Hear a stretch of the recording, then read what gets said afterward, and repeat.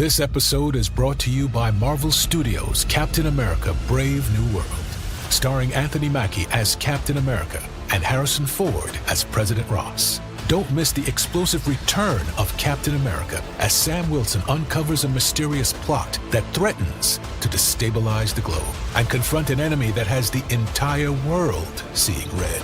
Enter A Brave New World in IMAX and 3D on February 14th.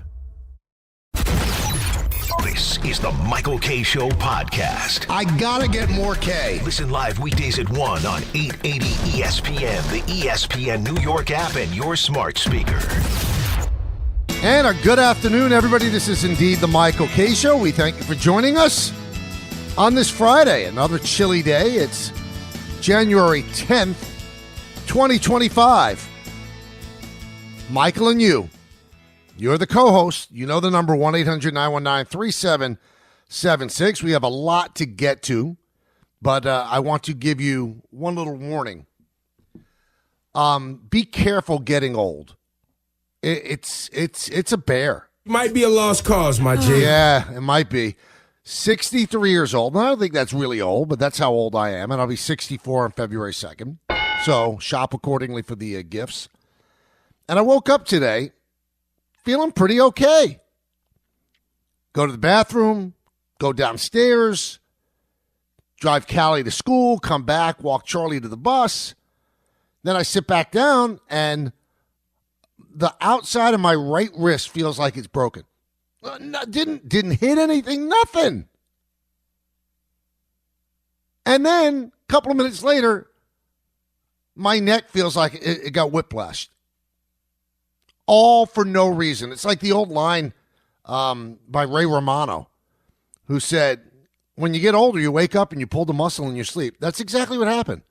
So I just want you all to know, as we head into the weekend, a big football weekend, I'm playing hurt. And I didn't get hurt. It's just because I'm old as Methuselah. Awful. Just awful. I don't want to burden you with my aches and pains, but it's just strange. Really is. Well, you know the number. You know the rules of engagement now. I've said it before, and I'm going to keep saying it because this new show, it says, okay, Don and Peter are gone. Not gone. They're just not with me anymore, but they are still in the afternoon. Have a great show with Alan Hahn. That you're the co-host. You are the co-host in this show now. That's why we want to, consume you a lot. We want you to call in. We want you to be part of the discussion at 1-800-919-3776. So do that. Let's get ready. We got a lot to do. I'm going to start off with last night's national championship semifinal. And the playoffs have been, for the most part, kind of a yawn. And we don't talk that much about college football here in New York because, what do we have? We have Rutgers. That's the closest thing to a real college football team that we have that might be of interest. And, they're always like mid. They're meh. They're not going to win a national championship, I don't think. But yesterday's game was the best one so far. There were 3 ties and 3 lead changes, and ends up that Notre Dame wins 27-24. Drew Aller, he's the quarterback for Penn State. And many people felt, after he had already committed to coming back for senior year, that if he did decide to actually come out and go into the NFL draft, that he'd be number one. He'd be the number one pick. And it's funny, you've heard the term fake news over the last 5-6 years, even longer. You wonder what is fake news. And I'm no expert on this. I watch a lot of football, and he did throw a terrible interception at the end. He has, big arm and size and everything. But I'm watching that game, I'm going, this would be the number one pick? I didn't see that. I didn't see that level of excellence. And if he came out, and maybe after a bad game yesterday, and I don't kill the guy for throwing the interception. He said he was trying to, get rid of the ball. Okay. He didn't. You threw an interception, and that led to a Jeter field goal. Why did Jeters always do well in big moments, by the way? But if he would be the number one pick, what a slight on the guys that are there right now. I mean, he's better than Shedeur Sanders. Now, I've been saying over and over again, if I had the number one pick and I needed a quarterback, I'd be loath to pick Shedeur Sanders because I don't see that level of greatness either. Now, he could end up being a great quarterback. Who knows? But coming out right now, out of Colorado, do you think he's the number one pick? Looks like he might be. Look like he might be. But to hear the comments that if Aller came out now, he'd be picked ahead of anybody. I didn't see it. But good for ND. ND now has always been, it's a love-hate relationship with the public. Love-hate relationship with the public. Like, there are people that didn't go to ND. I've got a great friend who's from Staten Island, lives in Florida now, and he's obsessed with Notre Dame. He feels like he went to Notre Dame, and he went to NYU. And there are a lot of people like that. They call them Subway alumni. So those people love Notre Dame, and the people that aren't Subway alumni, they hate Notre Dame. But Marcus Freeman, the head coach, kind of makes you like them. He says the right thing all the time. He's got a great way about him. I got to meet him during the summer because they played the game that they play at Yankee Stadium, and he came up to the booth and sat with me and Paul O'Neill. He's just a delightful guy. Young, smart, and obviously a very, very good head coach. I feel sorry for James Franklin. I don't think that Penn State lost because they got out-coached. But when you look at James Franklin's record, it does make you think, why can't he win the big games? Because it's a good team that he builds. But he's now 4-20 in his career at Penn State against teams ranked in the top 10. 4-20. And Freeman's record is pretty good against top 10 teams.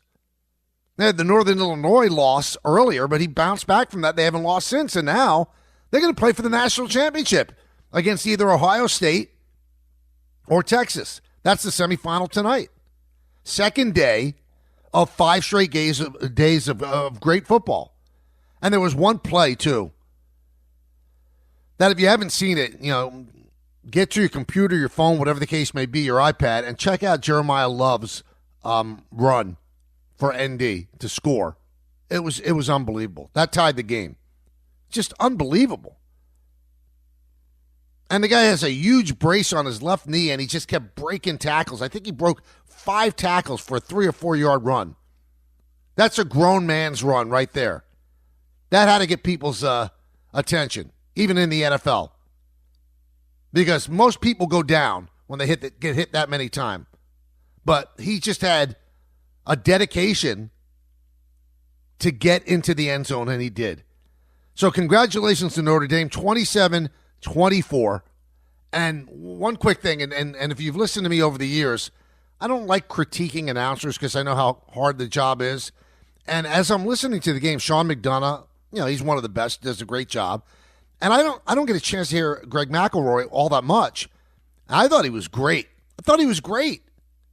I said, wow, this guy's a really good listen. He doesn't preach too much. He isn't constantly chattering. But then at the end, Notre Dame is driving, and he said that they should take a knee at the goal line rather than score a touchdown. And I'm so firmly against that all the time.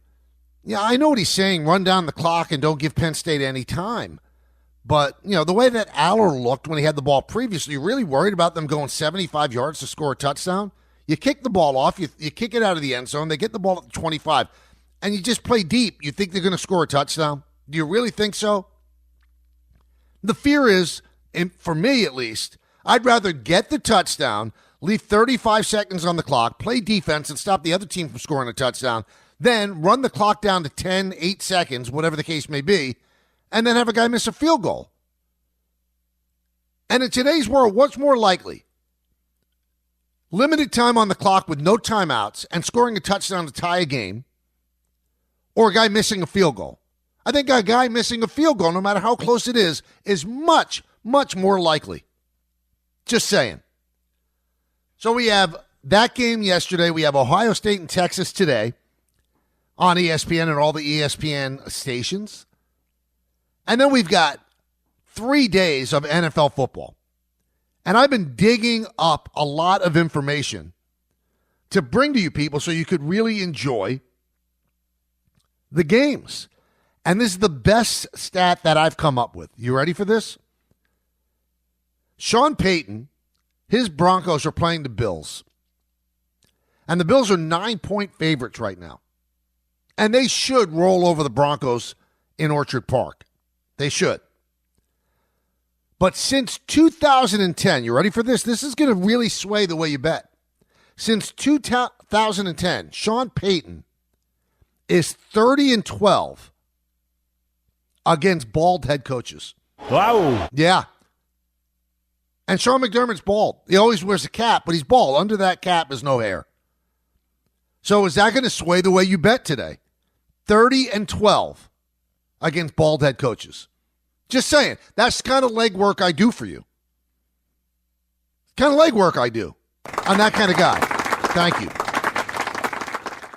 Now, before we get to your phone calls, Knicks and the Thunder tonight. And this is a chance for the Knicks to flex a little bit. You know, they won a game against the Raptors on Wednesday. And they're supposed to beat the Raptors. Raptors are now 1-16 on the road. They're dreadful. They're awful.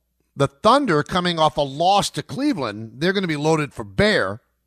And it's going to be interesting to see how the Knicks play against them. It's a good litmus test game. It doesn't define them, but it tells you how far you have to go to compete with the elite.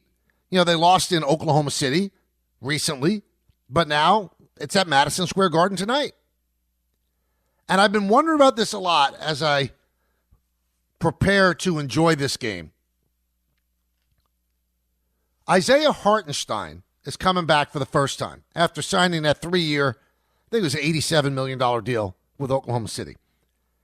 And Isaiah Hartenstein was a favorite of Knicks fans and a favorite of the Knicks. And they desperately wanted him back. And he desperately wanted to be back. Desperately. But he couldn't come back because the Knicks, because of the collective bargaining agreement, and I'm not going to get too deep into the weeds on this, they could only offer him a limited amount, which is, I think, like $17 million a year. Now, that's not chump change, but when the Oklahoma City Thunder offer you $30 million a year, because they could offer you whatever they want, they are not shackled by the codicil that the Knicks were shackled by in the CBA because he had been signed and it was a limited year contract, and so they could only go a certain amount. They didn't have essentially bird rights on him, so they were locked into $17 million a year. And the Thunder did what they did, and they blew him out of the water, and how could he not take it? So even when that happened, Knicks fans were upset. You know, why wouldn't he stay here? Doesn't he have any loyalty? And if it happened to any single one of you, you would have taken what was essentially almost double the offer to leave the team you love and actually set yourself up for life to never have to worry about money again. So I say all of that to set this up. What exactly and how exactly are the Knicks fans going to greet this guy today? And my advice would be, and I'm not paying for a ticket, I'm not going to the game tonight. My advice would be he should get a standing ovation. He was part of the change in the Knicks culture. He got an opportunity. He was brought there on a 2-year contract. I think it was about $10 million a year, and was looked at really as a role player off the bench, and then became so much more. So much more. So much more to the fact that he signed a contract for $30 million a year. But through no fault of his did he leave the Knicks. If the Knicks were able to offer the same amount of money as Oklahoma City, you know what? I think he signs with the Knicks. In fact, I'm almost sure of it. So tonight when he gets introduced, he should get a standing ovation. Now, that doesn't mean throughout the game you continue to love him, but at least at the beginning tell him, hey, you appreciate him and you understand why he had to go. Then once the tip-off, then he becomes an enemy, and I get that. I've never understood when people leave a team and there's no other option but to leave, that they get booed. I'll tell you a story that was very instrumental in me getting the Yankee play-by-play job at Yes. So I'm doing radio with John. And Jeff Nelson, who had helped the Yankees win 4 championships, they didn't make him an offer to come back. And he ended up signing with the Seattle Mariners. Now, if you look at Jeff Nelson's time with the Yankees, he was a beast. He was part of a beast bullpen. He and Mike Stanton played a huge role in the effectiveness of Mariano Rivera. Because they got the ball to Mariano Rivera in the 9th inning. They pitched some really tough innings in the 7th and the 8th, and big innings, too, in postseason play. Jeff Nelson was an absolute beast. But for some reason, the Yankees didn't want to re-sign him after his contract was over. Okay, that's their right. And they ended up actually reacquiring him later. But I remember the day he comes out of the bullpen when the Mariners are in town for the first time since he signed with them, and just a vicious rain of boos down upon the guy. And I said on the radio to John, I said, this is unbelievable that these fans would be doing this. Why would they boo this guy? The Yankees didn't want him back. So what was he supposed to do, retire? So he signed with Seattle. And they boo him? They don't cheer him for the 4 championships that he helped win? They boo him? And I thought it made them look really, really bad. Now, unbeknownst to me at the time, John Filippelli, who I did not know, was listening in his car. And he made a mental note to himself. This was in 2001. Wow, this guy has some onions to actually criticize Yankee fans on the Yankee broadcast. And he's honest. And it put it into the back of his mind, maybe we should have him be the play-by-play guy when we start this network. Who knows what's going to happen? Who's listening in life? That's just an aside to this. So I've always thought about that. They should have cheered Jeff Nelson, and then they should have booed him if he actually did well. But that first reaction should have been cheers and love, which is what it should be for Isaiah Hartenstein tonight. And the Knicks, I think the Knicks will do the right thing, and they'll probably put together a video tribute. But there's no reason whatsoever that he should not feel the appreciation and love for what he did as a New York Knick. 1-800-919-3776. Let's go to the phones. Let's go to Dan in Norwich. What's up, Dan? Hey, Michael, how are you? Good. How you doing? I'm good, man. I've been a long listener for a long time, the old show. I tried calling last, when you guys were on still, to tell a quick story. I went to your beer and baseball thing at Brooklyn Brewery and ended up walking away with a cooler of 3 different 12-packs of beer. Whatever pinhead suit thought that was a good idea. I don't know. Hope they're not still with the company, because that was quite a trip to Grand Central, I'd say. Well, I hope you had a good time. It was great, man. Thank you. I'll answer. You kind of talked about what I was going to say with the Knicks and the litmus test and everything. I'm going to the game tonight, and I'll answer your question as what you just brought up. I'll be cheering him. I think he was a great Knick. I would have left. I think anyone would have left. I think he would have stayed if the money worked out. That's what you guys used to talk about all the time. They just couldn't offer him the money. So right. I'll be cheering for him. I think he's a great Knick. Or was a great Knick for the short amount of time he was there. And also, I think Knicks fans are on a high, especially if we play well tonight. That they'll be in good spirits to cheer him on. I love it. I think that would be the right thing to do. I really do. And it's going to be a tough game, too. I mean, yeah. I'm not saying the Knicks can't beat the Thunder, but the Thunder are really good. If you watch that game against the Cavaliers, they're outstanding. And the Cavaliers might even be better. Cavaliers still have not lost to a Western Division team. So the Cavs are the real deal.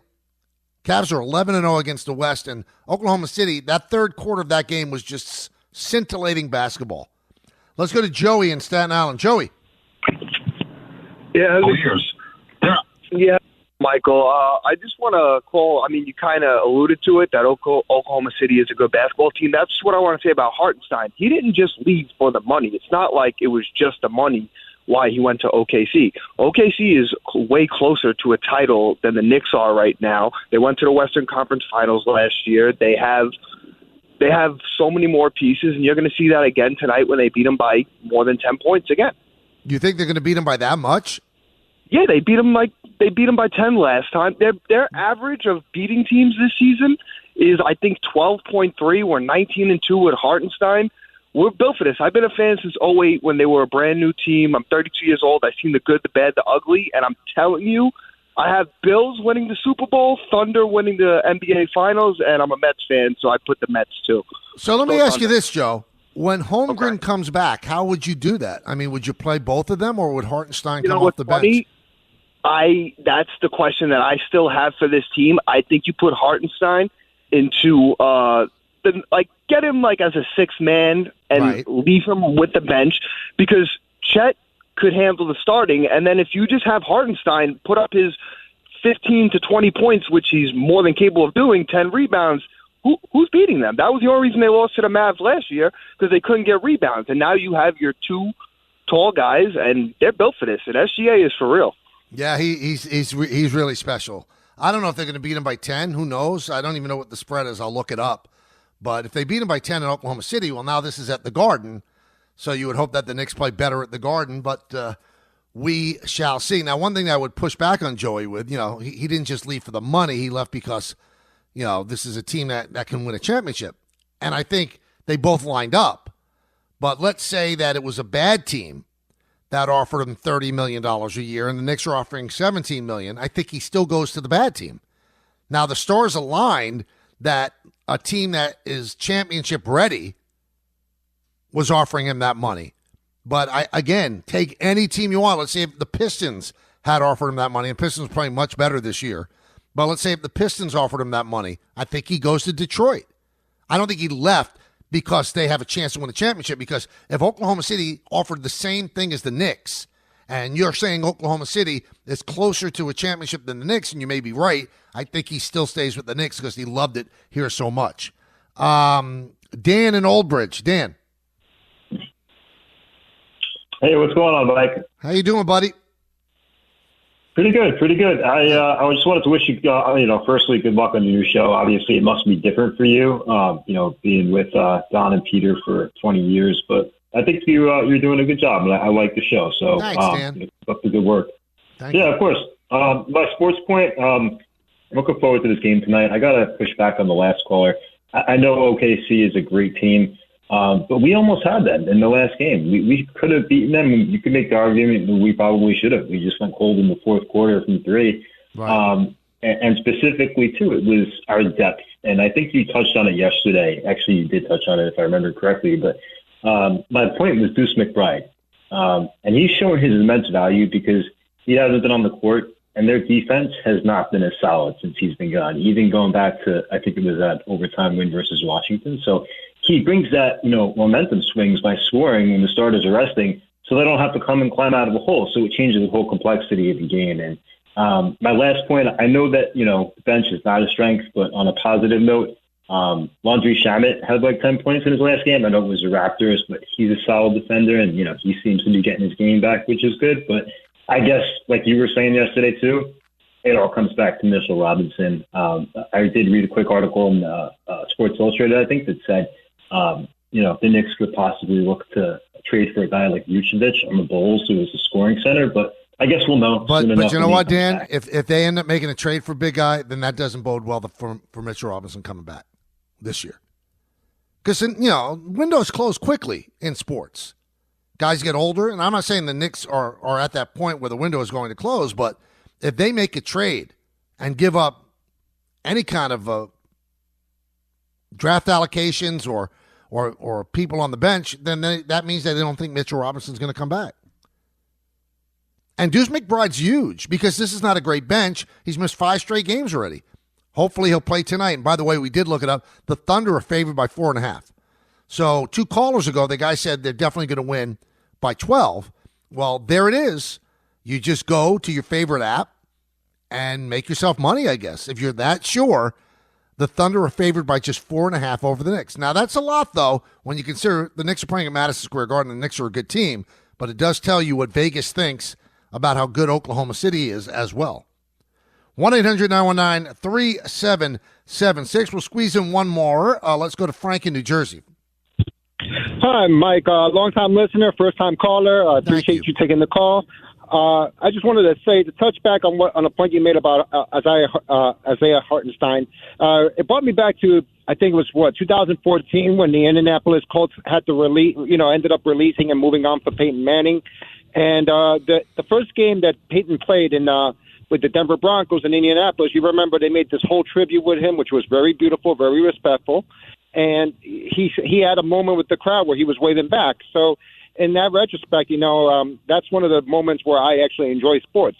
Now, going back to the Knicks, it should be a great game tonight. I actually, being a longtime Knicks fan, longtime season holder, a lot of fans don't remember in the late 2000s, 2010, around that year, or maybe a little earlier than that, when it was unbearable to watch the Knicks. I mean, you literally felt like you were almost obligated to go to the Garden because you spent a lot of money on these season tickets. Yep.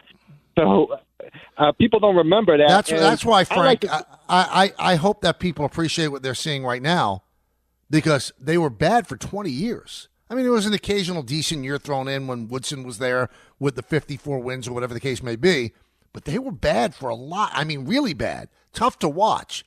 Carousel of coaches and the Phil Jackson debacle, the whole thing. Awful.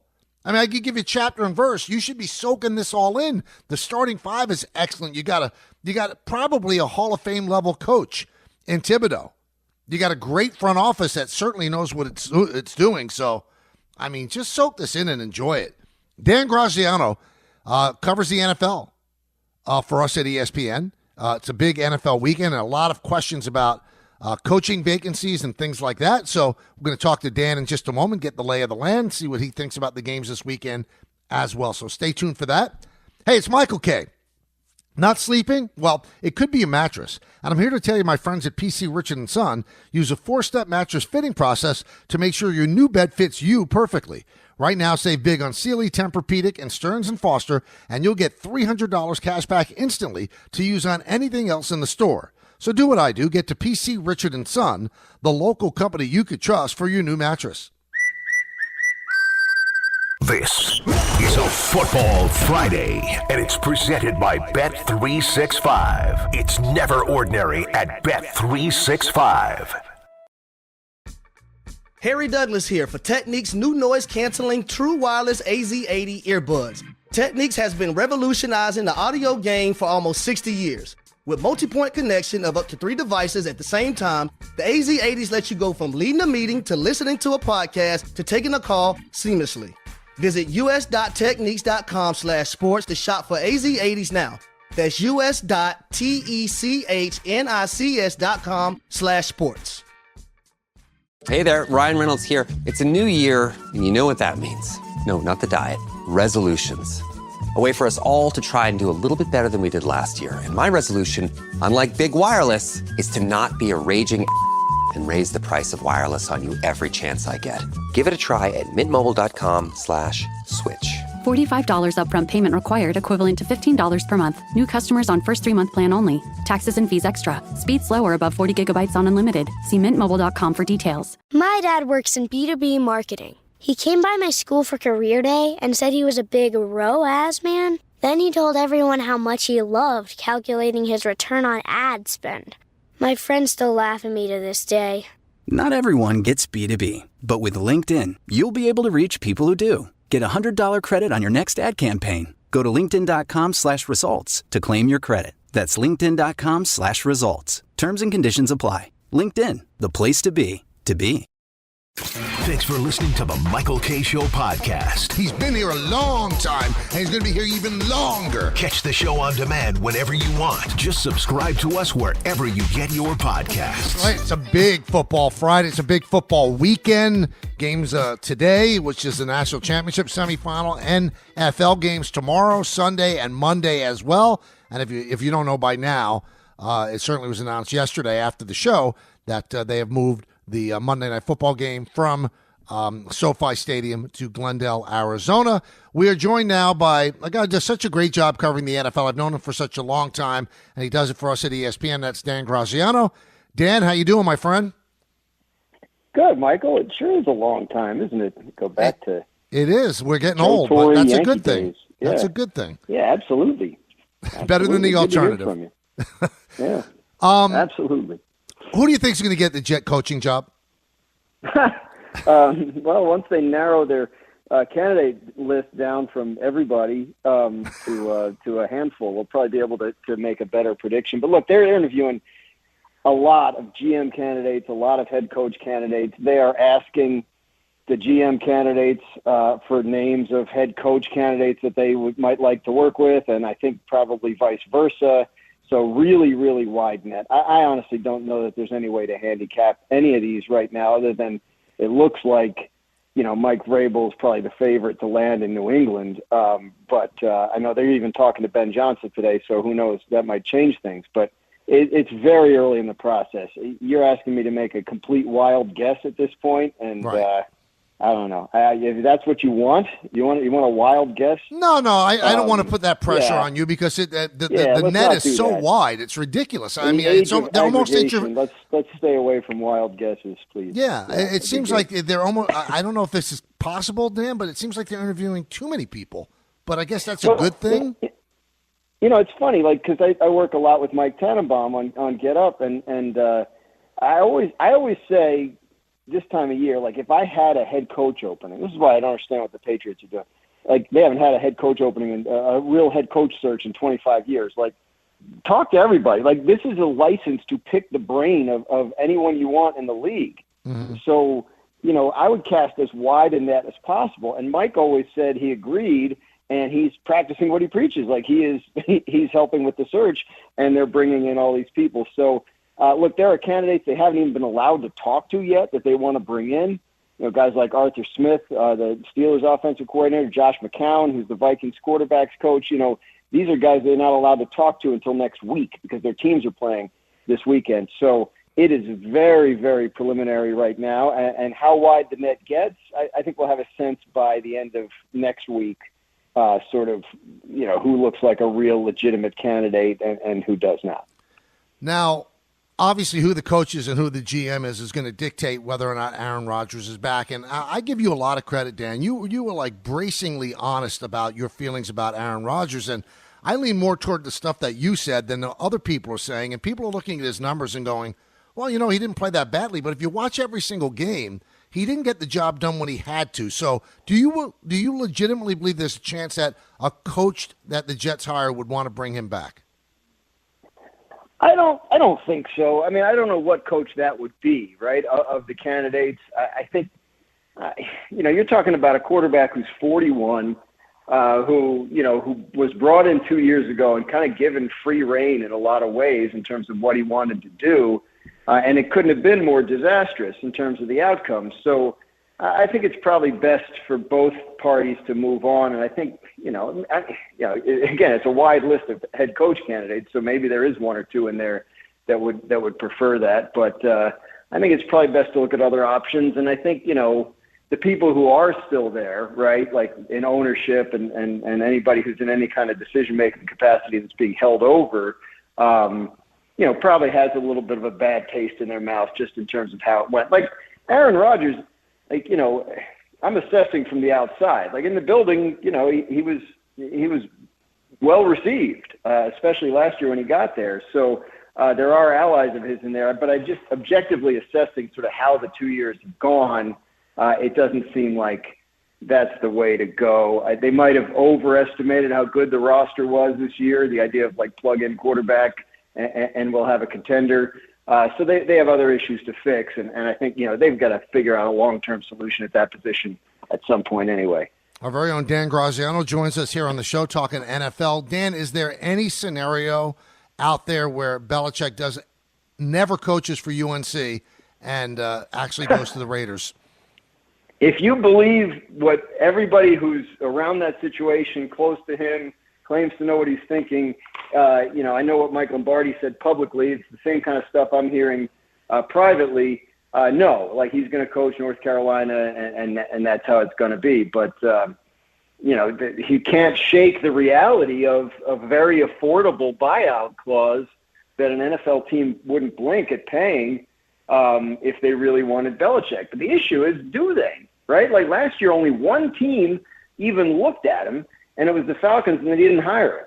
And this year, I think he was trying to gather intel on who might be interested, and I don't think he was getting the the joyful reception that he was hoping to get in terms of, that has to be back channeled a little bit during the season, obviously for obvious reasons.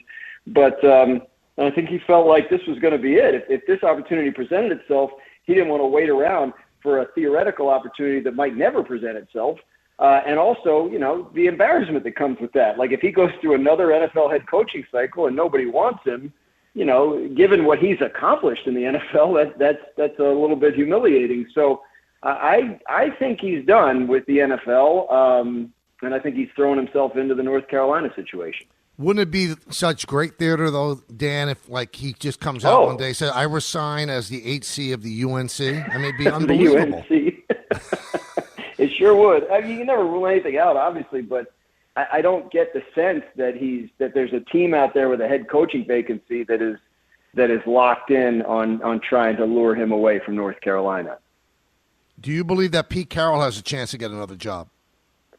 I do, because when you look around the league at what's going on, teams are looking at what Dan Campbell has done in Detroit and what Jim Harbaugh has done in just 1 year with the Chargers and what Dan Quinn did this year in Washington, Sean Payton with the Broncos. These are program builder types, and Pete Carroll has that ability. We've seen it throughout the years, and certainly what he built in Seattle was a lasting contender, and we know what he did at USC before that. So I do think there's a chance. He's 73, and it would be the oldest coach in the league if he was hired. So I think I'm not sure it's a great chance, but I think people are taking him seriously. We talked to the Bears, and we'll talk to the Raiders, I think, next week. I think people are taking the idea seriously as they look around and say, yeah, it's great to get these offensive geniuses in here and find out how they plan to score points and all that. But what really seems to be working is a leader who knows how to run the whole building and kind of establish and maintain a culture and a vision for the organization that's coherent and that people buy into. Pete Carroll has a track record of that. So while I don't know that I'd call him the favorite for any of these jobs, I wouldn't necessarily rule it out. Now, would you rule out John Gruden? Has he, with his Barstool job, has he sanitized his reputation enough to come back? That's a tough one. I know he's trying. I know he'd like to. It's going to be tough, right? Because what got him, knocked out of his last job with the Raiders was some pretty damning stuff coming to light. And obviously he's sued and had a little bit of success in terms of how that all came out. But it did all come out, and at some point he's going to have to stand in front of a locker room and explain that stuff. That's a tougher sell. Look, I don't know what's going to happen. Mark Davis and the Raiders, that's his dream coach. Would he entertain that again? Would that be well received by Raider fans? Would it be well received by the Raiders themselves? I think those are tough questions to answer. I think that's a pretty long shot, even though I know Gruden and his people would love to see it happen and believe that it can. All right, one final thing. There are 6 games this wild card weekend. What's the one that intrigues you the most, Dan? I would say Eagles-Packers, just because the Packers always feel live to me. I know that the Eagles are the better team and should win, but their quarterback is just practicing for the first time in 2 weeks. Their receivers are banged up. And the Packers just seem like this team that's never out of the game. Jordan Love's going to sling it. Matt LaFleur is going to draw stuff up. I think that's one to watch. It's a 2 versus 7, but I think it's a really interesting 7. They lost to the Bears at the end of the year, but prior to that, their only losses were to the Eagles, Vikings, and Lions, which add up their win-loss percentages is pretty solid. So that one's interesting to me. The one I'm covering is Broncos-Bills. I think that's one of maybe the biggest spread on the board or the second biggest spread on the board. So interested to see what the Bills look like this year after the heartbreak of last year and whether they can help set up that monster second-round game if Baltimore advances as well. All right, so stay warm in Buffalo, bundle up, and we thank you as always. Have a great weekend. Enjoy the games. Great talking to you, Michael. Thanks. Same here, Dan. That's Dan Graziano of ESPN. So good stuff from him on the coaching carousel, and didn't even want to venture a guess. And I don't blame him. I mean, how could you guess who the Jets are going to take? You don't know who the GM's going to be. I mean, they've interviewed I think they interviewed the Maryland coach today. So they have cast, as they say, a wide net So to sit here and prognosticate, Woody doesn't talk to the media, so we have no idea whether or not, which way he's leaning. So it's best to just sit back and watch the circus play out and see who they come out with. A lot of people, yesterday we were told that it could be Aaron Glenn. We'll see if that, in fact, is the case. That was from Rich Samini, who covers the Jets for us at ESPN, and he felt, if he had to make a guess, Aaron Glenn would seem like he is in the lead. Hey, football fans, buckle up, because for the first time ever, we've got 5 straight days of playoff football in college and the pros, and FanDuel is celebrating with the great playoff payoff. That's a no-sweat same-game parlay every day for all 5 days. With a no-sweat SGP, you can combine your bets from the same game for a chance at even bigger winnings. And if it doesn't hit, you'll get bonus bets back. So not only do we get to watch 5 straight days of playoff football, already one down, but that's also 5 chances to win big. Just visit FanDuel.com/K to be part of this epic run. That's FanDuel.com/K. It's the great playoff payoff, and it's only on FanDuel, America's #1 sportsbook. 21 plus and physically present in New York. Opt-in required. Minimum 3-leg parlay required. Refund issues as non-withdrawable bonus bets that expire 7 days after receipt. Max refund $5 unless otherwise specified. Restrictions apply. See terms at sportsbook.fanduel.com. For help with a gambling problem, call 1-877-8-HOPE-NY or text HOPE-NY. That's 467-369. Every idea starts with a problem. Warby Parker's was simple. Glasses are too expensive. So they set out to change that. By designing glasses in-house and selling directly to customers, they're able to offer prescription eyewear that's expertly crafted and unexpectedly affordable. Warby Parker glasses are made from premium materials like impact-resistant polycarbonate and custom acetate. And they start at just $95, including prescription lenses. Get glasses made from the good stuff. Stop by a Warby Parker store near you. There's one thing that will forever change the way you sleep, and it's the softest 100% organic cotton sheets from Boll & Branch. You'll fall asleep faster, wrapped in the most luxurious comfort. You'll never sleep hot again with sheets that feel breathable to sleep in. You'll experience the purest softness on night 1 and feel your sheets get even softer with every wash. Discover the difference with 15% off your first set of sheets at bollandbranch.com with code SPORTS15. Exclusions apply. See site for details. Get in the zone, AutoZone. Welcome to AutoZone. What are you working on today? Thinking about gas mileage? Changing your oil with a full synthetic oil like Mobil 1 can help your engine get more miles. Right now, you can get 5 quarts with an STP extended life oil filter for only $38.99. Get started on your next job today with the parts you need when you need them at AutoZone or AutoZone.com. Get in the zone, AutoZone. Restrictions apply. Thanks for listening to the Michael K. Show podcast. He's been here a long time, and he's going to be here even longer. Catch the show on demand whenever you want. Just subscribe to us wherever you get your podcasts. Oh, yeah, they're talking about it all over the country. In fact, all over the world. They really are. They're loving this new segment on this new show where I just give you a potpourri of things that have been on my mind that I've written down during the day and give you quick hits on it. Did you know that today we'll start off that The Sopranos premiered on HBO 26 years ago today on January 10th of 1999, and the show ended on January 10th of 2007, and the sign of whether or not a show is great, is it great all these years later? And if you sat down and watched The Sopranos today, 26 years later after the debut, you'd still say, wow, that's a great, great show. So 26 years ago, The Sopranos premiered on HBO. How about this? This is not going to make Don and Peter happy because they have never been a fan of the Prime Video version and also the later years NBC version of Al Michaels, because they feel that he doesn't get excited enough and that it's kind of like ho-hum for him. Well, Al Michaels on a podcast revealed that he is leaning toward returning in 2025, which would be his 50th year broadcasting NFL games. And he said that the head people at Prime Video are very much in on him coming back. He said it depends on whether or not he still has fun doing it. He said which he does, and his health, which he says is still good, knock on wood. So it looks like he is coming back and returning with Kirk Herbstreit to do the NFL games next year on Prime Video. He is doing one of the playoff games, first Prime Video playoff game ever this weekend on that streaming service. Hey, how's Brian Kelly feeling today, huh?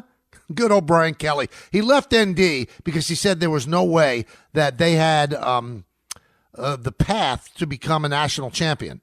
Well, he went to LSU where he felt that it was much more set up for him to one day become a national champion. Well, he's been a bust at LSU. He has a fake accent, and he left with my family. Yeah, and he left ND. Well, ND now is going to play for the national championship, and Brian Kelly has to sit back and go, why? Why didn't that happen to me? So I saw this study today in the Economic Journal. Yeah, I read that. I read everything for you people. I really do. But the study in the Economic Journal said that husbands have higher mental health issues if their wife actually earns more than they do. What losers? Please, Jody, earn more than me. I'd love it. What kind of simpleton do you have to be if you get upset if your spouse earns more than you? I mean, really? Do you think that lessens you as a human being? So does that mean that women should be upset if their husbands earn more? I've never heard such dreck. Please, earn more than me. In fact, I'll sit back and retire and watch you earn more than me. I want to talk to the people that have a problem with their wife earning more. Big overtime win for the New York Rangers yesterday. They're starting to play better, everybody. Starting to play a little bit better. They're 3-1-1 in the last 5 games. They look like they have their mojo back a little bit. They look sharper. They have more energy. And this is a Devil team that they beat yesterday in overtime that they lost to 5-1 and 5-0.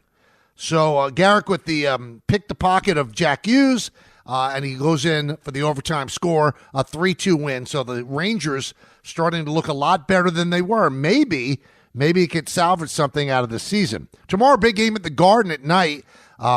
St. John's against Villanova. Villanova coming off that great win against UConn. That was at Villanova. And St. John's is being listed as an 8.5-point favorite over Villanova. Interesting story in the Post today. John Heyman said that Alonzo still looking for a suitor. He said that the report that Scott Boras is using the Prince Fielder contract as a baseline, the 9 years, $218, he says is not true. But he is, Alonzo, looking for something close to $27, $28 million a year. What Boras is using, according to Heyman, is Jim Tomei as a comp because everybody's concerned that Pete is 30 years old.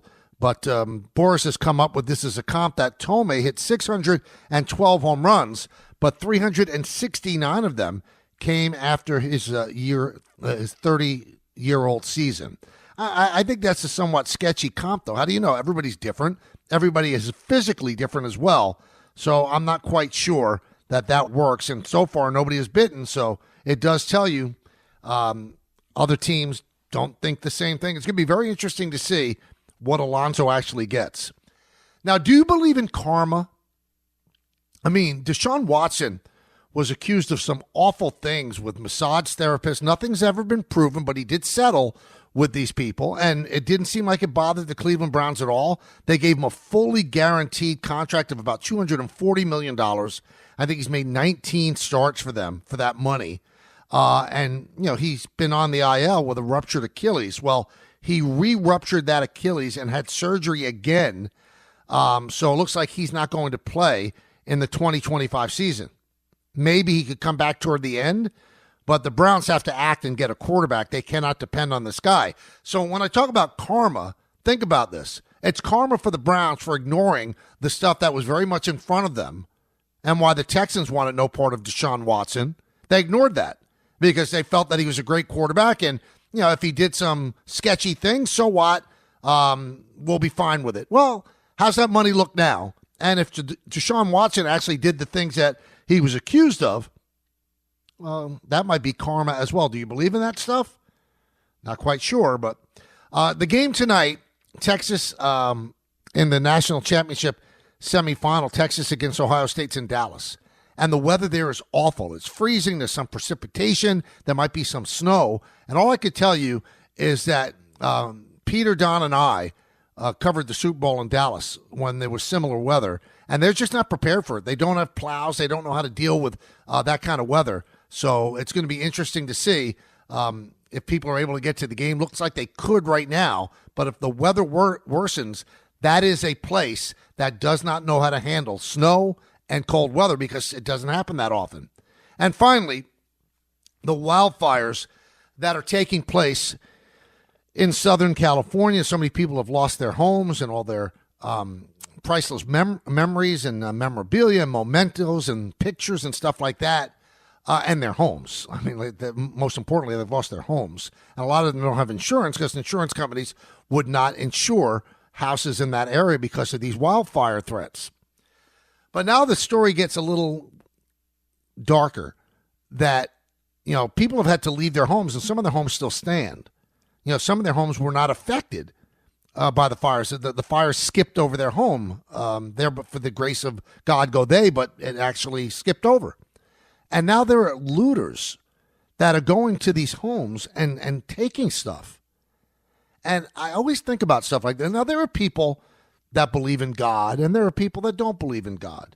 And there are people that believe in an afterlife, and there are people that don't believe in an afterlife. But I think that even some people that believe in an afterlife or don't believe in an afterlife and don't believe in a supreme being, they probably have, you would think they have some kind of moral code, right?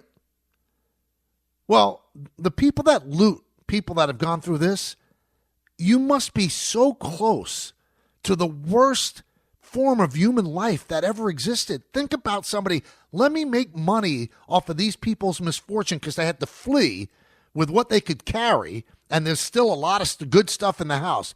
Think about the people and the mindset of these people that do that. I can't even imagine. There's no way that they believe in an afterlife, because if they do, well, you're going to be punished and you're going to have the eternal fires of hell in you. So they must think, well, this is all there is, and I don't care if it's an awful thing to do. I'm going to do it nonetheless. There are people out there that think like this. There really is. I don't get it. Maybe I'm naive. I guess I am. Hey, maybe the off season, but every season is Bigelow tea season. Now, I'm picky about what I drink, especially on days I have a show. One of the first things I do each day is reach for a mug full of Bigelow tea. I love the different flavor options, and it's perfect for someone who makes his living behind a microphone. You want to know what keeps me going? Well, look no further than my cup of Bigelow tea next to me in the studio. So grab a mug full of your favorite Bigelow tea and tea proudly. Bigelow tea, the official hot tea of the New York Yankees. Thanks for listening to the Michael K. Show podcast. You know what? Check yourself. Hear more from Michael K. weekdays at 1 on 880 ESPN. Suck it up and like it. The ESPN New York app and your smart speakers. This episode is brought to you by Marvel Studios' Captain America: Brave New World, starring Anthony Mackie as Captain America and Harrison Ford as President Ross. Don't miss the explosive return of Captain America as Sam Wilson uncovers a mysterious plot that threatens to destabilize the globe and confront an enemy that has the entire world seeing red. Enter A Brave New World in IMAX and 3D on February 14th. This is the Michael K. Show podcast. I gotta get more K. Listen live weekdays at 1 on 880 ESPN, the ESPN New York app, and your smart speaker. Big Football Friday. Big Football Friday. We have 6 big games on Wild Card Weekend. And I'm going to give you a 6-pack, just like the one I have under my shirt. I'm going to pick every single game for you. Now, since the pinhead suits don't allow me to continue my picks on the afternoon show, I'm going to do it myself. I'm going to show you that I was not wearing any clown suit. No. I know how to pick. And remember when I was forced to leave, I mean the picks, not the show, I was in second place. Peter was not catching me. I had a 5-point lead over him. Yes, I did. So let's just relax, everybody. That, Michael was afraid. He backed out because he didn't want to pay off the bet. I pay off bets. And by the way, when I say 6-pack under my sweatshirt, Since the end of the World Series, you ready for this? Come on, lean in closer to the speaker. Since the end of the World Series, I have lost 17 pounds. Holy crap. Yeah. So by the time we go on the air for the first time, you're going to see a slimmer, more energetic Michael K. Oh, yeah. It's going to be a different me. I told you that this show has shed 400 pounds. So my goal by April, from the World Series to April, would be to lose 35 to 40 pounds. To the point that when you see me on TV, you'll go, wow, I wonder if Michael's sick. That's what I'm looking for. So it's 17 out of a possible 35 so far. And that's been done in 2 months. So I have 2.5 more months before April. A little bit over that. So we'll see if I can do it. But I digress. First game we're going to give you, Chargers-Texans. So the Chargers are 3-point favorites. The game's in Houston. So Houston doesn't have Tank Dell. So that's a loss for them. C.J. Stroud has not looked the same as he did last year. Now the Chargers have injuries to their running backs, Dobbins and Edwards as well. But one thing to remember about the Chargers, they're 7-2 against the spread on the road. And overall this season, if you were sitting on the Chargers, you made some money. 12-5. 12-5 against the spread. Now, the thing that worries me in this game for the Texans, because there's part of me that thinks, hey, the Texans, they won last year in the playoffs too, in the first game. But they have a bad offensive line, so how are they going to hold off Khalil Mack and Joey Bosa? I think that Harbaugh's done an unbelievable job with the LA Chargers. I'm going to take the Chargers to win by about 7 to 10 points, so I'll give the 3, and I take the Chargers there. Now, the next number is curious to me. Now, I know that the Ravens blew out the Steelers the last time they played, but the Steelers are 10-point underdogs, and the Steelers have lost 4 straight games. 4 straight games. So the last time they played, the Ravens won 34-17. That was on December 21st. But let's take that away. I know you can't, but let's take it away. These two teams hate each other, and they know each other very well. So the 10 meetings between these two teams prior to the one on December 21st, the average margin of victory was 3.7 points. So how do I not take the Steelers and take the 10 points? How do I not do that? And the Ravens don't have Zay Flowers. Knee injury the last game. He's not playing. I think the Ravens are going to win. But give me the 10 points with the Steelers. I'll take my chances. Another big number. The Bills are 9-point favorites over the Broncos. Now, the Bills have played the last 4 wild card weekends. And in those 4 games, they're 4-0. And they've won the games by an average of 35 to 22. So that beats that number. They are undefeated at home. The Broncos know how to play in bad, cold weather as well. But I think the Bills are going to blow out the Broncos. The Bills have bigger things on their mind.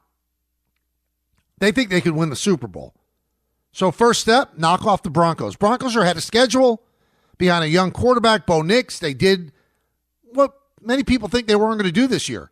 And they got into the playoffs. I think the Bills smack them around. So the first 3 games. Let's go to the Eagles. They're 5-point favorites over the Packers. Jalen Hurts was just cleared from his concussion protocol, so he's going to play. The Green Bay does not have the wide receiver Christian Watson, tore his ACL, so that's a big loss for them. I think the Eagles could be a team of destiny, so I'm going to take the Eagles, and I'm going to give the 5 points. I think the Eagles could win this one by 7 to 10 points. Buccaneers, 3-point underdogs in Tampa Bay over the Commanders. Now, the Commanders lost, the Commanders lost to the Bucs 37-20 in week 1. But nobody knew what the Commanders were then. Mayfield's done well in his short playoff resume. He's played in 4 playoff games, 10 TDs and 3 interceptions, 2-2 in those games. But the Buccaneers laid one of the 2 losses on Detroit this year.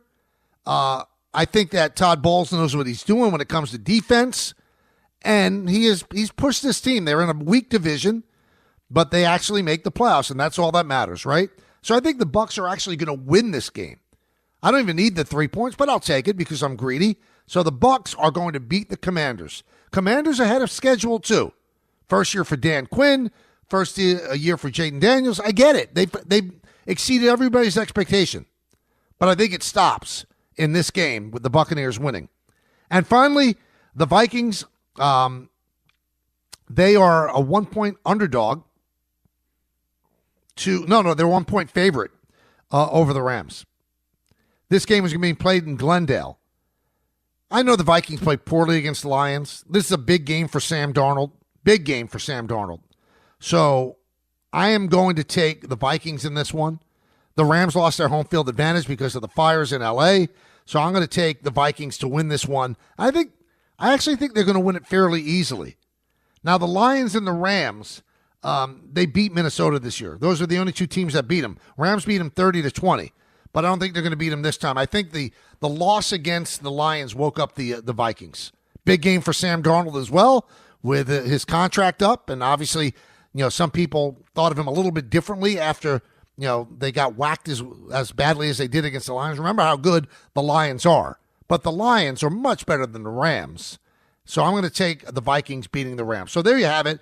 I take the Chargers. I take the Steelers with the points. I take the Bills giving the points. I take the Eagles giving the points. I take the Bucks giving the points. And I take the Vikings giving the 1 point over the Rams. That is my 6-pack for this week and a big NFL wildcard weekend, which is always a fun weekend. Let's go back to the phones. Let's go to our buddy Ira in Staten Island. Ira. Hey, Michael. Good afternoon, and congrats on this. Congrats on the 17, and that's great. The great news to hear that. Thank you. The games this weekend, I tell you, the most interesting game. I want to see what Donald does Monday night. It's going to be interesting to see if he rebounds from what he did last week and gets himself back on track.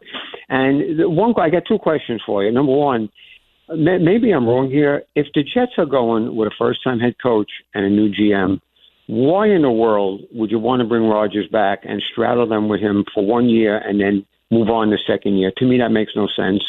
And I think I heard on the radio that you're friends with Marone.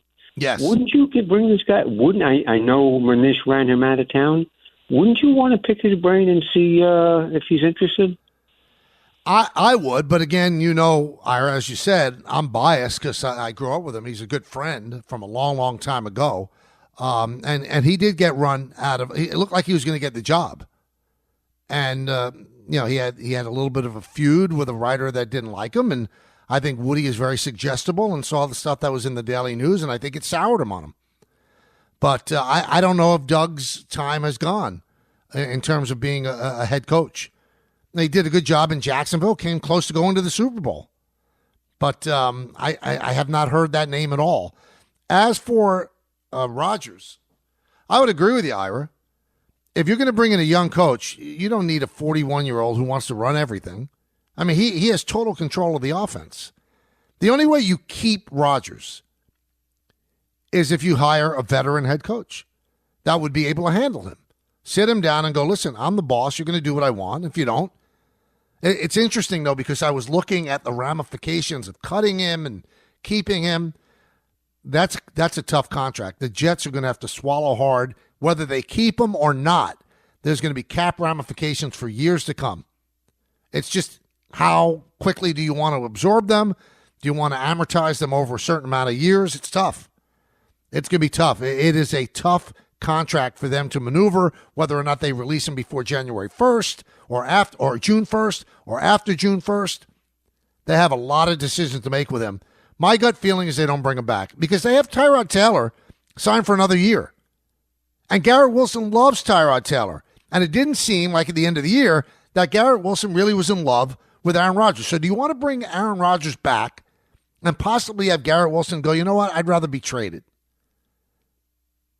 So if you need a bridge quarterback, why not Tyrod Taylor? And you can look at the numbers of Rodgers and say, you know what, they're not bad. And they weren't. But if you watched him all the time, especially at the beginning of the year, maybe he was hurting. He let a lot of opportunities slip away, and he was dinking and dunking his way to a lot of those numbers. Now, I'll give you, toward the end, he looked different, much more aggressive, much more downfield. I think he was comfortable having Devontae Adams there. I get it. I get all of that. If you ask me, Michael, would you bring him back? No, I would not. No, I would not. Let's go to Dave in the car. Dave. Hey, what's up, Michael? I wanted to see if you were, what you thought of my opinion of the Jets here. I think right now the problem that I have with the Jets, judging by this huge net they're casting, but even more than that, I started reading articles about players who left the Jets.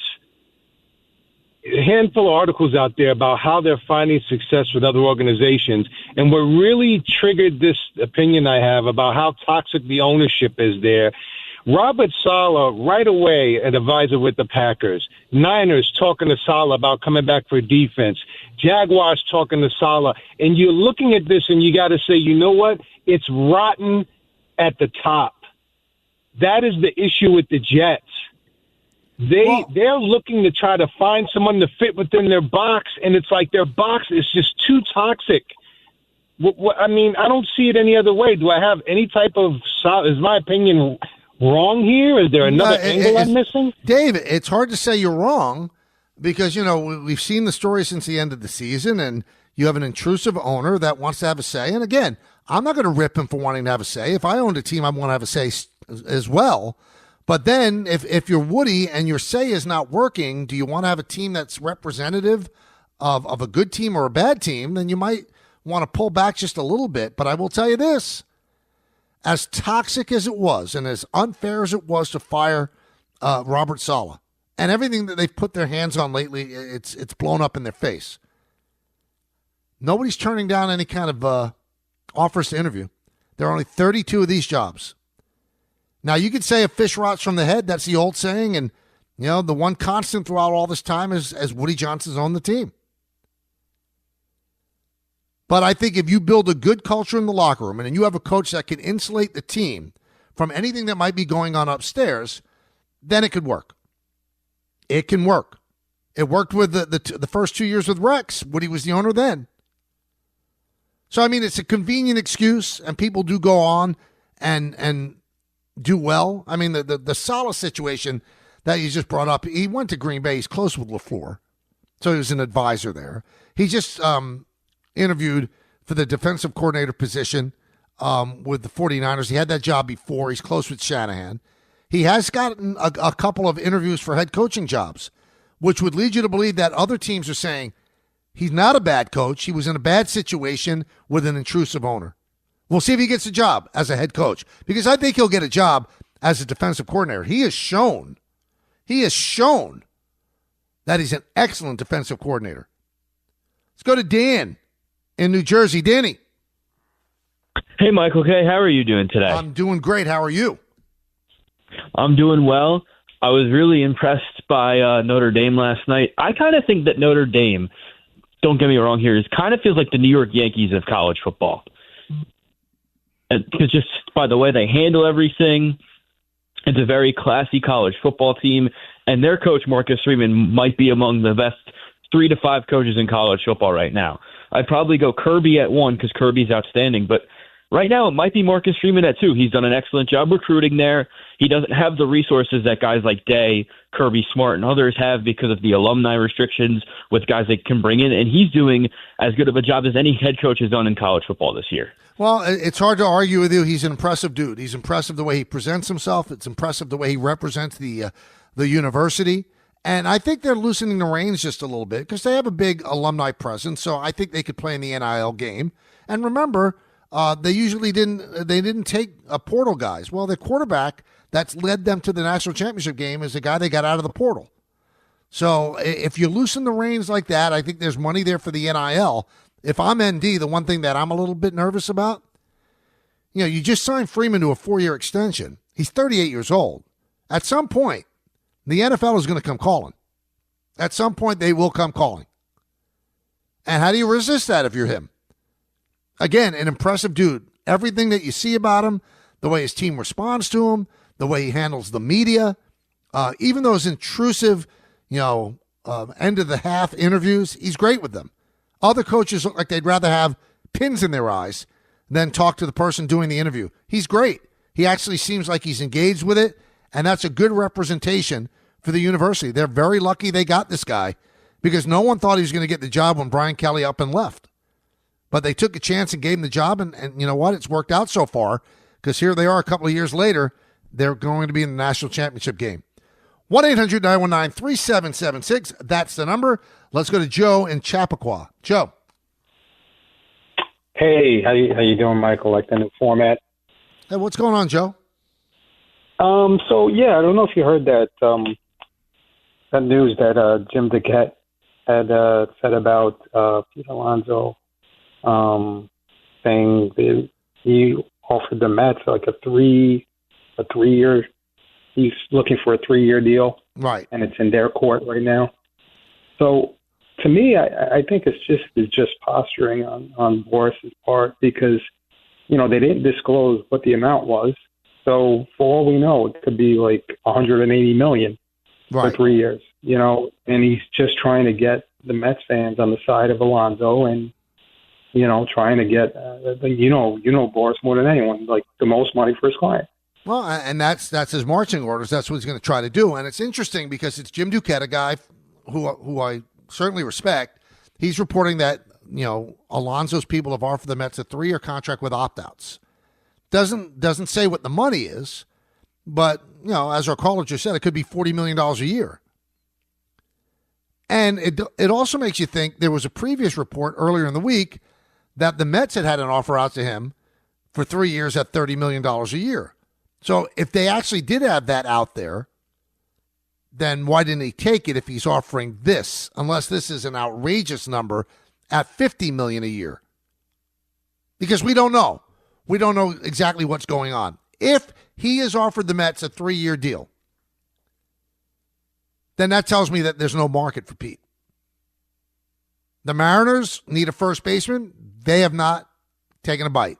The Angels could use a first baseman. They have Sean Ewell there, but they could move him around and put Pete at first. They have not taken a bite. Because if Boris is reaching for the stars on this, it's not going to turn out well for Pete. So the previous administration, before David Stearns, the previous administration of the Mets in the 2023 season offered him 7 years, $158, and he turned it down. And I think that he would have an absolute bacchanal of a party if somebody offered that same contract now. Remember, after that contract was offered and he turned it down, remember, he was 28 at that time. He fired his agent and hired Boris because he's got bigger numbers in his eyes. I think he got Aaron Judge. He saw that Judge got 360. The guy's right across town, a home run hitter like he. He broke Judge's rookie home run record, all of that.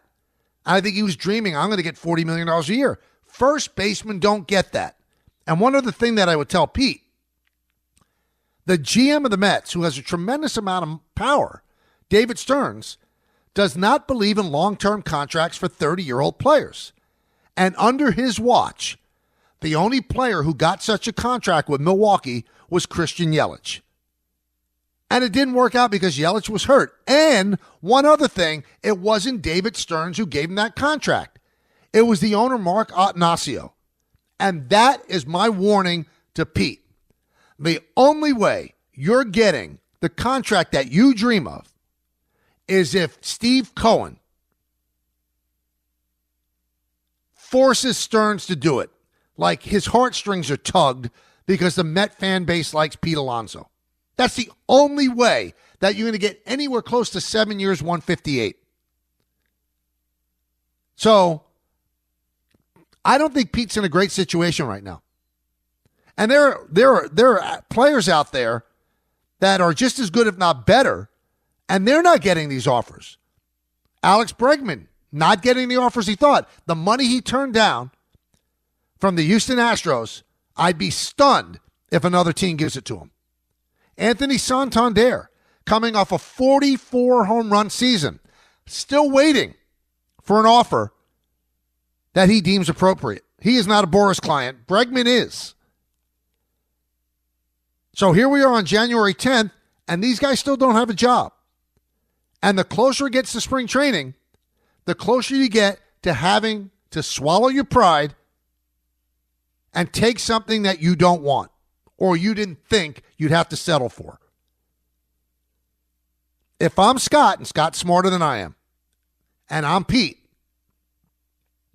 I have to realize the market for first baseman is different than the market for an outfielder. It just is. Look at the way first basemen are valued. The deal that Scott got Mark Teixeira, those days are over. Those days are over. The deal that he got Prince Fielder, over. You're not going to get that anymore. 9 years, $218. It doesn't exist for first baseman. Look at the best first baseman out there. They didn't get deals anywhere close to what he's looking to get for Pete Alonso. Freddie Freeman, nothing like that. Olsen, nothing like that. I think Pete's going to have to settle for what Boras has always called a short-term bridge deal. But that's a dangerous thing for a 30-year-old. Because even if he puts up like a 50 home run season this year and opts out of a short contract, he's going to be 31 then. And the likelihood of getting a long-term deal has been lessened by a year. Pete's in a tough spot. Pete's in a very tough spot. 1-800-919-3776. That's the number, 1-800-919-3776. As I said over and over and over and over again, you're my co-host, so I want to take as many phone calls as I possibly can. That's the new world order. I love it. Love talking with you. Love everything about it. Love you. A lot of love here. Football fans, buckle up, because for the first time ever, we've got 5 straight days of playoff football in college and the pros, and FanDuel is celebrating with the great playoff payoff. That's a no-sweat same-game parlay every day for all 5 days. With a no-sweat SGP, you can combine your bets from the same game for a chance at even bigger winnings. And if it doesn't hit, you'll get bonus bets back. So not only do you get to watch 5 straight days of playoff football, but that's also 5 chances to win big. Just visit FanDuel.com/K to be part of this epic run. That's FanDuel.com/K. It's the great playoff payoff. And it's only on FanDuel, America's #1 sportsbook. 21 plus and physically present in New York. Opt-in required. Minimum 3-leg parlay required. Refund issued as non-withdrawable bonus bets that expire 7 days after receipt. Max refund $5 unless otherwise specified. Restrictions apply. See terms at sportsbook.fanduel.com. For help with a gambling problem, call 1-877-8-HOPE-NY or text HOPE-NY 467-369. This is a Football Friday, and it's presented by Bet365. It's never ordinary at Bet365. This is a PSA, or public sock announcement. Experts have declared Bombas socks as the best way to warm up chilly feet. These pairs are super cushy, soft, and designed for maximum coziness. Plus, for every pair purchased, another pair will be donated, so someone in need of essential clothing can stay warm this winter. Go to bombas.com/ESPNpod and use code ESPNpod for 20% off your first purchase. That's BOMBAS.com/ESPNpod and use code ESPNpod. There's one thing that will forever change the way you sleep, and it's the softest 100% organic cotton bedding from Boll & Branch. You'll fall asleep faster, wrapped in the most luxurious comfort. You'll never sleep hot again with airy blankets, cloud-like duvets, and breathable sheets. You'll experience pure comfort on night 1 and feel your bedding get softer with every wash. Discover the difference with 15% off your first order at bollandbranch.com with code SPORTS15. Exclusions apply. See site for details. My dad works in B2B marketing. He came by my school for career day and said he was a big ROAS man. Then he told everyone how much he loved calculating his return on ad spend. My friends still laugh at me to this day. Not everyone gets B2B, but with LinkedIn, you'll be able to reach people who do. Get a $100 credit on your next ad campaign. Go to linkedin.com/results to claim your credit. That's linkedin.com/results. Terms and conditions apply. LinkedIn, the place to be, to be. Thanks for listening to the Michael K. Show podcast. He's been here a long time, and he's going to be here even longer. Catch the show on demand whenever you want. Just subscribe to us wherever you get your podcasts. Welcome back to the show, everybody. Michael K. and you. The fifth and final show of our first week. I hope you've enjoyed it so far. We got many years of it moving forward, so we thank you for being part of the initial week, and we hope that you stay tuned after our show for Don, Hahn, and Rosenberg, as they have a big football Friday, and they'll make their picks, which I was not allowed to make. I was unceremoniously axed from that. They wouldn't allow me to do it. They said, no, you're out. You have to be disconnected from the show. And that's what happened. And I got labeled as a coward, but these things work itself out. Because I gave you a nice six-pack of picks before, and you'll see how great my picks are. Let's go back to the phones. 1-800-919-3776. Keith in Far Rockaway. Keith. Hey, Michael. How you doing, sir? Good. What's up? Yes. I was looking and I see that Vlad Guerrero got 28 for 1 year. Right. And that's Pete Alonso's spot right there. You better take that 28, 4 years, and see when you get another bite at the apple the next time after that's over. And be a happy Met.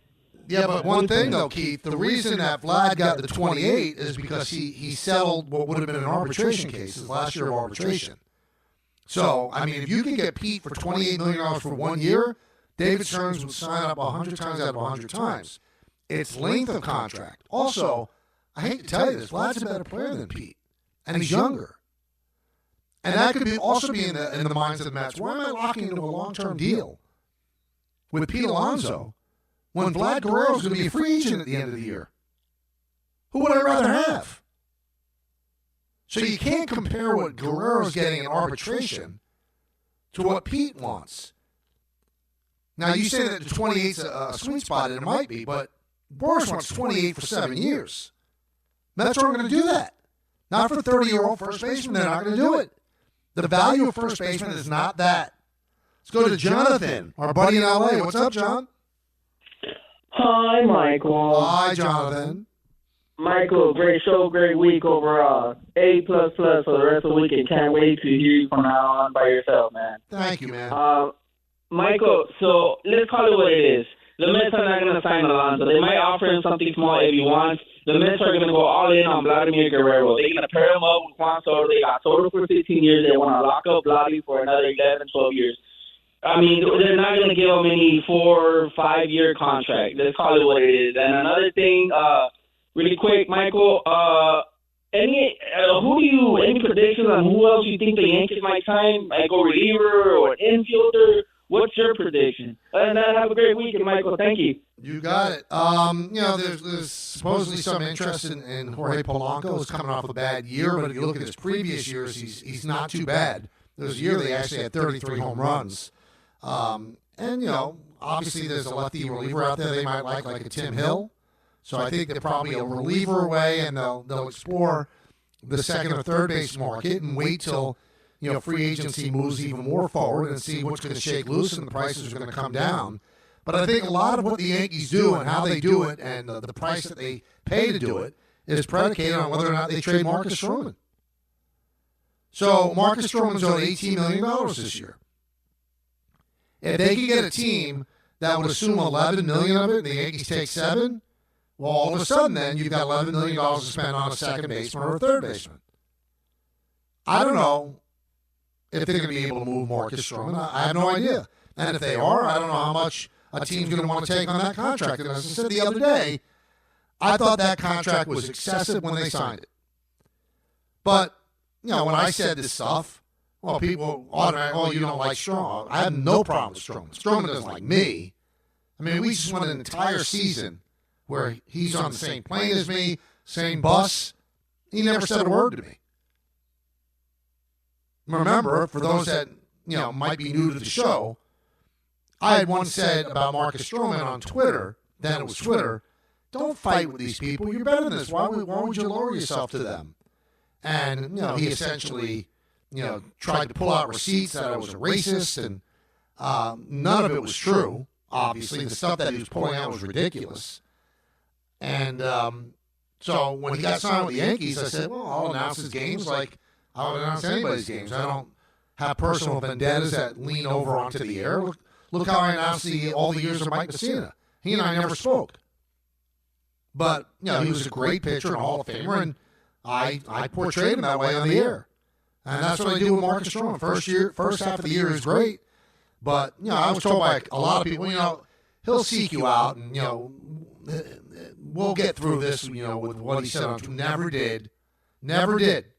So I don't know how many teams want him. He struggled at the end of the year. He couldn't get into a postseason game. First series of the postseason wasn't even on the roster.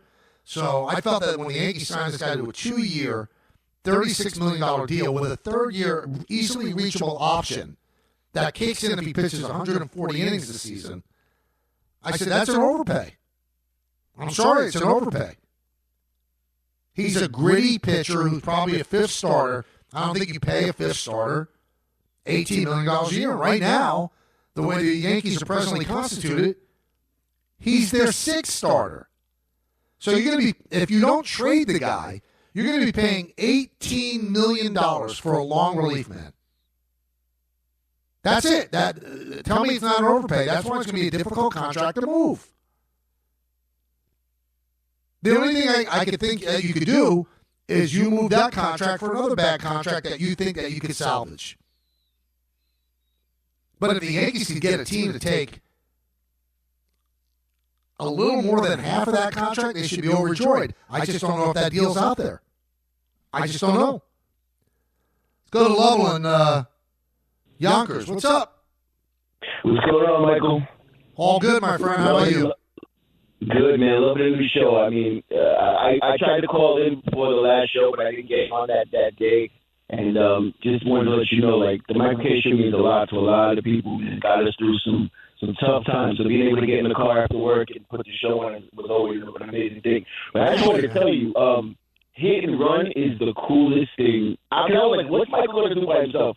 I'm addicted to hit and run. It is the coolest segment maybe ever that you've had on the show. Oh, man, thank you. And it's funny because we disagree sometimes, Michael, but I love it because you just give me your opinion, and whether I agree or not, that's your opinion. But I did want to say before I get to my Knicks point, you had a point about LeBron the other day, dancing and stuff. Michael, he's the most powerful man in sports, and he knows it. He's at a point in his career where he does not care. He's just going to do whatever he wants. Sure. I think but let's say that's true. I would agree with you, right? Look, he's got to know it's a bad look. I mean, what does J.J. Redick think and the rest of his teammates? It's a bad look. Yeah, you're right. He can do whatever he wants. He's beyond anybody criticizing him, but it's an awful look. He should know better. Exactly. So to my next point, and I ever since the old show, I called the same song, but a little different. Thibodeau's got to go, Michael. And I'm going to tell you why. Here's the question, right? And again, this was broken on your show. When you first interviewed Emmanuel quickly in his rookie season, it was the beginning of the Thibodeau era, and I was trying to give him a fair chance. You asked him, what is it like to play for Thibodeau? He said, Tibbs is honest when it comes to defense. But when it comes to offense, and this is a quote, he said, he just lets us ball. So now if we look at the current, Karl Anthony Towns Knicks, super high scoring. The most scoring Knicks that I've seen since I've been a fan. So then the question is, the worst thing is their defense. So what is Tom Thibodeau doing? That's the one thing he's good at. He's not good at in-game decisions. He's not good at game planning or running up plays. So there's one thing that he's supposed to be good at. You mean to tell me just because Mitch Robinson is not there and Hartenstein is not there, he can't get these same guys that were playing defense last year to play defense? I just think he's the guy that gets you as far as it can go. And I know this as a Charger fan, dealing with Schottenheimer and North Turner. Some guys can only get you but so far. They're just not. And I just feel like and I think, as you said the other day, Rose has been pitch perfect, but I think this is his friend, and I think he might be a little blinded because they're boys. I think he needs to move on to someone. And I'm not gonna lie and say I know who, but he needs to move to someone who's better, who's a more offensive. Yeah, but here's what I would say. He can only bring you to a point, right? So when the Bulls fired him, they hit rock bottom. And when Minnesota fired him, they hit rock bottom. So defense is about work. and also about continuity. And I believe that it will get better. And this is a tough league to play defense. I mean, they're firing up threes. They're winning. Their offense is dynamic. He's not just rolling the balls out there. They've got concepts that they actually preach. So I don't agree that he's a bad coach. I think he's a great coach. I think he's a Hall of Fame level coach. I think he makes adjustments and things like that. Because he already had an NBA title if Derrick Rose didn't get hurt with the Bulls. They were going to win the NBA title. And then he didn't get along that much with Jimmy Butler, and he didn't get along with Cat at that time. But all the people at the minutes police now, they criticize the amount of minutes that they play. Read the story in the Post today by Bondi. Every single player defends him. Every single one. So LaVelle has always been that guy who doesn't like Thibodeau. Hey, he has the right to not like somebody. I disagree. He can only take you so far. Okay. So what did the Bulls do after he left? They stunk. What did the Timberwolves do after he left? They stunk. So maybe he takes you as far as you can go. Not only so far, maybe that's just as far as you can go. We can only go till 3 o'clock. We only have 2 hours to talk to each day. And at 3 o'clock, it's Don Hahn and Rosenberg. They got a big show planned today. So sit back and relax and don't even change the dial. Keep it right where it is on 880 ESPN. So it's a new year, 2025, and you're thinking, how am I going to make this year different? How am I going to build something for myself? The best time to start your new business is right now, and Shopify is how you're going to make it happen. Shopify makes it simple to create your brand, open for business, and get your first sale. Get your store up and running easily with thousands of customizable templates. No coding or design skills required. All you need to do is drag and drop. Their powerful social media tools let you connect all your channels and create shoppable posts and help you sell everywhere people scroll. Shopify makes it easy to manage your growing business. They help with the details like shipping, taxes, and payments from one single dashboard, allowing you to focus on the important stuff, like growing your business. What happens if you don't act now? Will you regret it? What if someone beats you to the idea? Don't kick yourself when you hear this again in a year because you didn't do anything now. With Shopify, your first sale is closer than you think. Established in 2025 has a nice ring to it, doesn't it? Sign up for your $1 per month trial period at shopify.com/network, all lowercase. Go to shopify.com/network to start selling with Shopify today. Shopify.com/network. Hey there, Ryan Reynolds here. It's a new year, and you know what that means. No, not the diet. Resolutions. A way for us all to try and do a little bit better than we did last year. And my resolution, unlike big wireless, is to not be a raging and raise the price of wireless on you every chance I get. Give it a try at mintmobile.com/switch. $45 upfront payment required, equivalent to $15 per month. New customers on first 3-month plan only. Taxes and fees extra. Speed slower above 40 gigabytes on unlimited. See mintmobile.com for details. Grainger knows space at your facility is limited. As a maintenance specialist, you only have so many spots for backup products in your inventory roster, which means space on your bench comes at a premium. Well, when it comes to breadth and depth, Grainger's got you covered. They've got over 1 million industrial-grade products. Plus, fast delivery helps reduce the inventory you need to keep on hand, freeing up space and capital while giving your operation a winning edge. Call 1-800-GRAINGER, click Grainger.com, or just stop by a local branch. Thanks for listening to the Michael K. Show podcast. He's been here a long time, and he's going to be here even longer. Catch the show on demand whenever you want. Just subscribe to us wherever you get your podcasts. All right, so the New York Post just reporting that remember the two Yankee fans who grabbed Mookie Betts' wrist and tried to rip the ball out of his hand during that World Series game? They have been banned indefinitely from attending any Major League Baseball games, the Post has learned. So Austin Capobianco and John P. Hansen were ejected from the game and banned from Game 5 in the Bronx. Both were using the seats of a season ticket holder who had owned the ticket since 1990 and was not in attendance and therefore will be allowed to keep them. And the season ticket holder was said to support the decision to prohibit the two fans. In a letter from an MLB official obtained by the Post, the league wrote to the banned fans in part, "Your conduct posed a serious risk to the health and safety of the player went far over the line of acceptable fan behavior. Based on your conduct, Major League Baseball banning you indefinitely from all MLB stadiums, offices, and other facilities. The letter also stated that if they are discovered at any MLB property or event, they will be removed from the premises and subject to arrest for trespass. The decision to ban the fans from the stadium moving forward was reached jointly by the Yankees and MLB, according to a source, while the league went further and banned them from all major league parks.